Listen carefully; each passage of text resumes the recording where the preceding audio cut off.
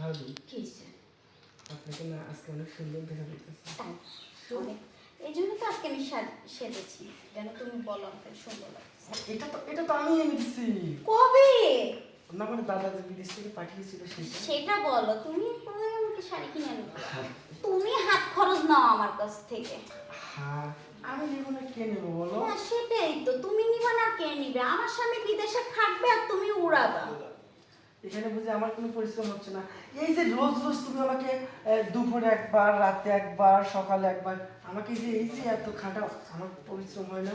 দেখো তো এই মাত্র আমি কি ঘেমে গেছি। তা তোমার চেয়ে আমি আরো বেশি ঘামছি, দেখো তো। তুমি তো আদরে ঘামছো, তুমি নিচে থেকে পিনিক নিচ্ছ আর ঘামছো। ও তাই? আমি সেটা যে জানতাম না। জানতে না? না জানতে। সত্যি জানতে না? কিসে? এখন আমি যাই, পরে আবার আসবো। কেন?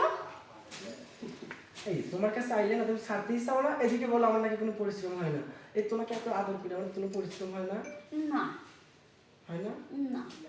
তাহলে তুমি তোমার ভাইয়ের মতন খাটো, তাহলে মনে করবো যে তুমি পরিশ্রম করো। তাহলে ঠিক আছে, আসো তুমি উপরে ওঠো, তাহলে বুঝবা যে উপরে উঠলে কি কষ্ট হয়। আসো। কি দরকার আছে আমার? উঠবো না?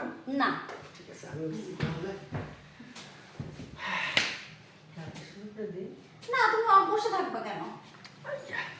ভাব, একটু ওঠো না। আচ্ছা যাই করো তাড়াতাড়ি করো, ছোট আবার আসলে দেখে না ঝামেলা আছে। আহা কাট আসতে, আসেন। আরে ভাবি আসতে দাও না। আইলে এই তোমাকে মোবাইলটাকে যেরকম আদর দেই, বুঝলো? না বলো রোল আসতে দাও না, আইলে সমস্যা কি?